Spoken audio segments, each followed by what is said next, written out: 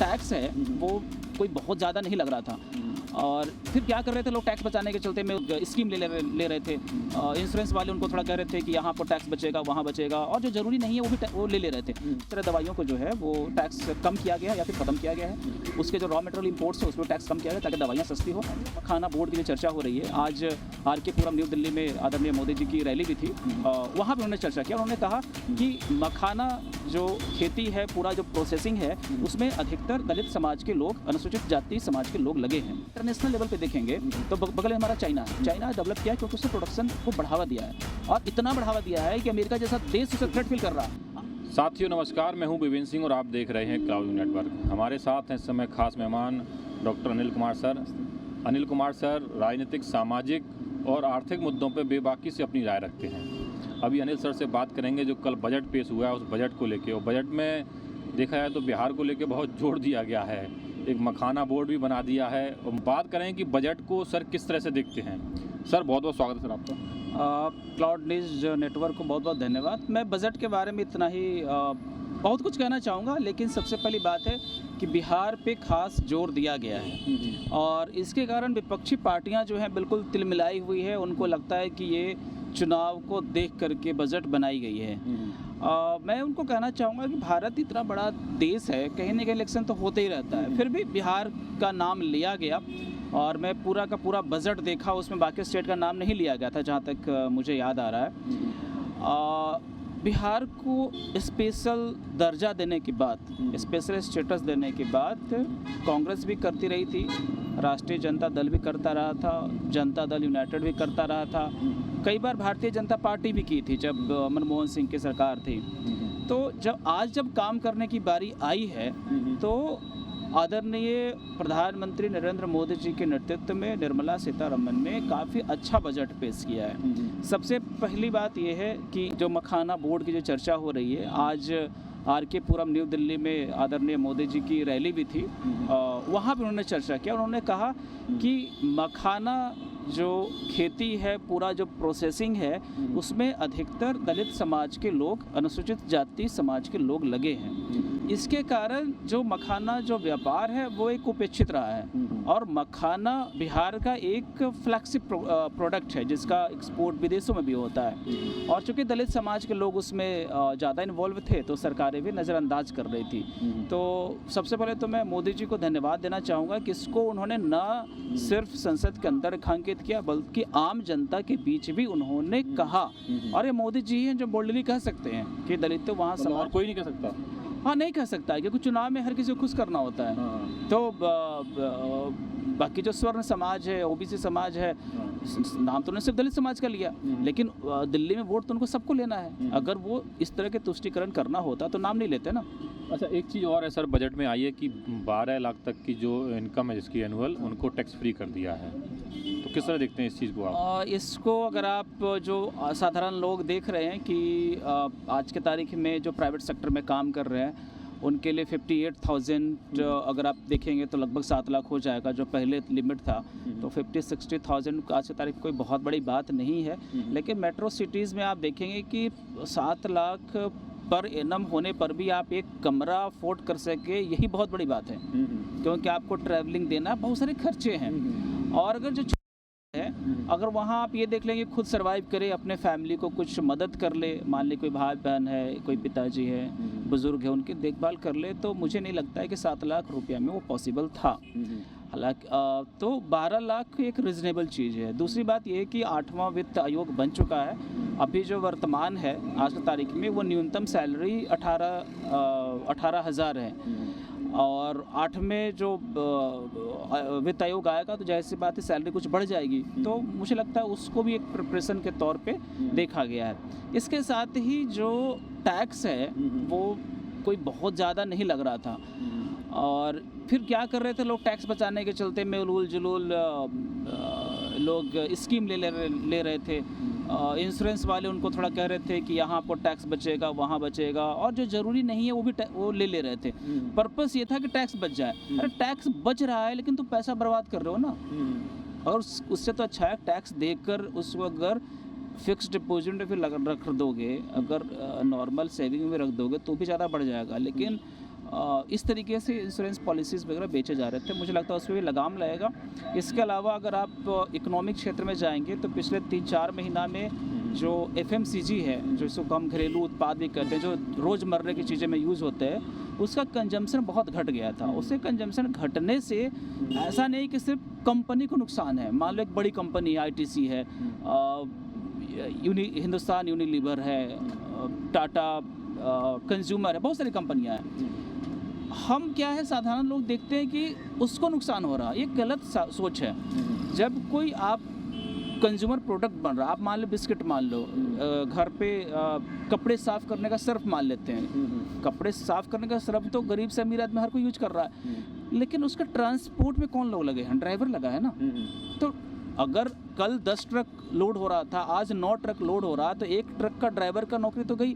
नौकरी in the sense कि उसकी इनकम गई। लेबर इन्वॉल्व है, तो हर कोई, छोटे छोटे दुकानदार इन्वॉल्व है। तो मार्केट में जब पैसा आएगा तो कंजम्पशन बढ़ेगा। जब कंजम्पशन बढ़ेगा तो प्रोडक्शन बढ़ेगा। जब प्रोडक्शन बढ़ेगा तो जाहिर सी बात उसके लिए मजदूर चाहिए, तो फिर रोज़गार बढ़ेगा। ये सरकार की जो मंशा फिलहाल यही है। अच्छा सर, इलेक्ट्रॉनिक चीज़ों को लेकर सर, डिवाइस इलेक्ट्रॉनिक में चीज़ें सस्ती हो गई हैं, उसके लिए बजट में सस्ती दर दिखाएं, EV सेक्टर सस्ते हो रहे हैं, उसको किस तरह देखते हैं? नहीं, इलेक्ट्रॉनिक जो चीज़ें हैं उसमें नहीं, ऐसा नहीं है।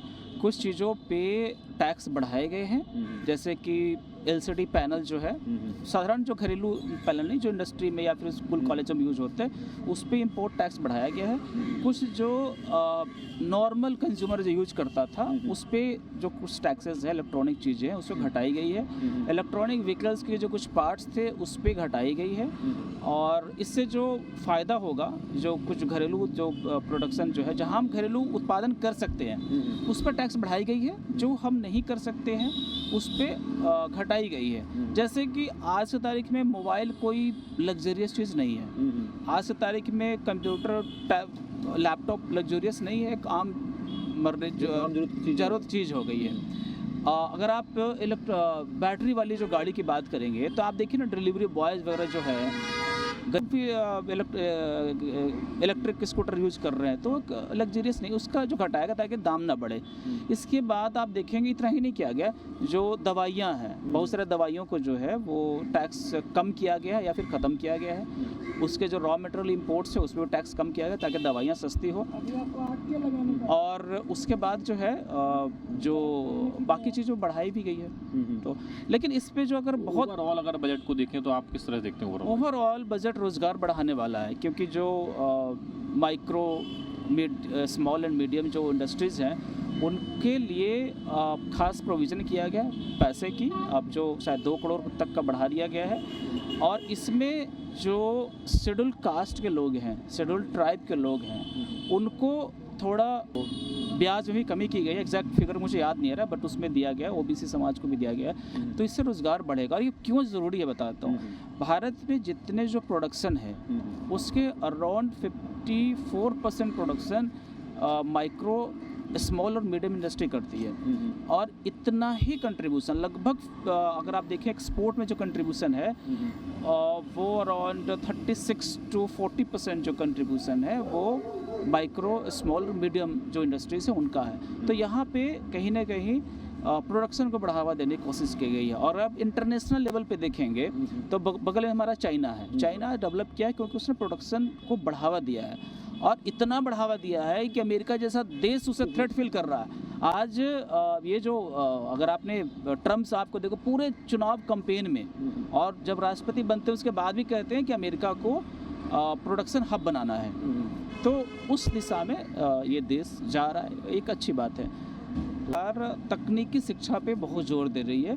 अगर हम IIT की बात करें तो सिर्फ बिहार को नज़र से मत देखिए, क्योंकि IIT में जो एडमिशन्स होते हैं वो ऑल ओवर इंडिया लेवल पे होता है, बिहार लेवल पे नहीं होता है। जो बिहार में IIT था उसकी सीटें कम थी और उसको बढ़ाया जा रहा। टोटल 56,000 जो है, बाकी अगर सारे जो जोड़ लेंगे ना जितने जो टेक्निकल एजुकेशन में, तो 56,000 सीटें बढ़ रही है। वो पूरे देश में बढ़ रहा है, बिहार की बात नहीं है, बिहार में भी बढ़ रहा है बट पूरे देश में बढ़ रहा है। इसके अलावा जो तकनीकी शिक्षा एंड बिजनेस को ईजी करने पे भी जोर दिया जा रहा है, तो इससे जो है ओवरऑल लोगों को फ़ायदा होगा। आप सर अब बिहार की बात की आपने, तो आप बिहार से आते हैं और देखा जाए तो यहाँ दिल्ली में सबसे ज़्यादा लोग बिहार के और उत्तर पूर्वांचल के लोग आके यहाँ पे पीएचडी स्टूडेंट हैं। तो क्या लगता है इस बेड से वहाँ के जो सीटें बढ़ाई गई हैं, क्या लगता है बिहार के लोगों को अपने घर में ही बिहार में अच्छी शिक्षा मिल पाएगी?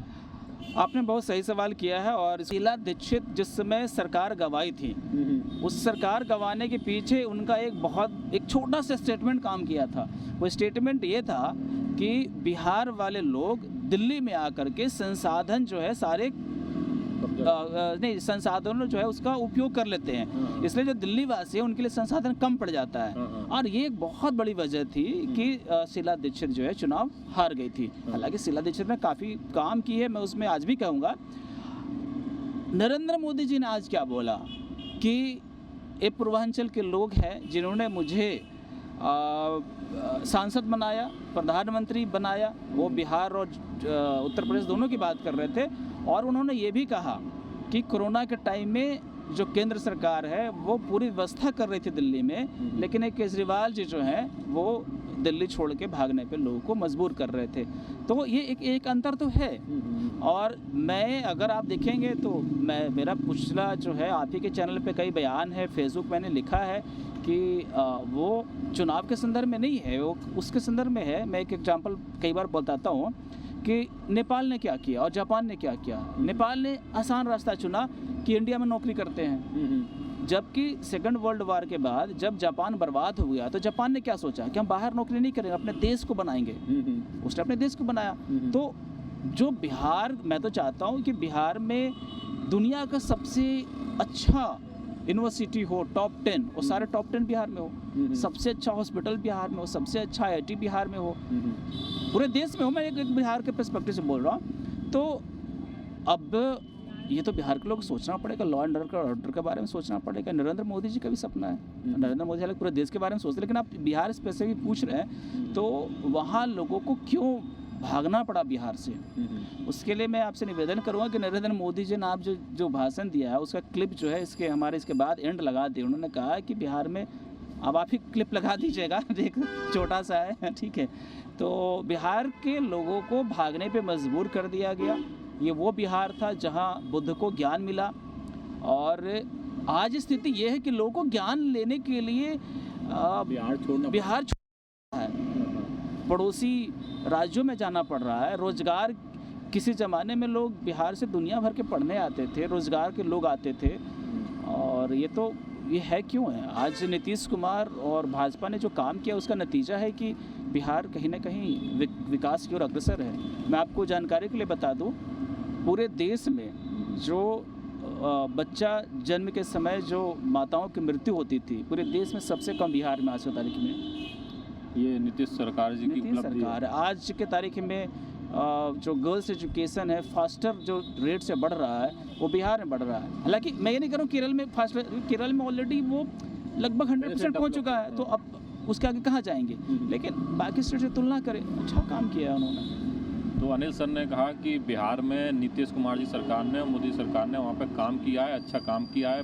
वहाँ पे सबसे ज़्यादा जो लड़कियाँ हैं उनकी शिक्षा का जो पढ़ने का स्तर है वो बढ़ रहा है। और बजट को लेके जो बात की, बजट के बिहार की बात की, सर ने कहा कि बिहार में किसी समय बिहार में सब पढ़ने आते थे, लेकिन आज सब बिहार छोड़ के दूसरे ज्ञान लेने जा रहे हैं, जैसा कि मोदी जी की सर ने बात कही। अब आप लोगों की क्या राय है इस वीडियो को लेकर, आपने राय हमें कमेंट में जरूर बताइएगा। धन्यवाद।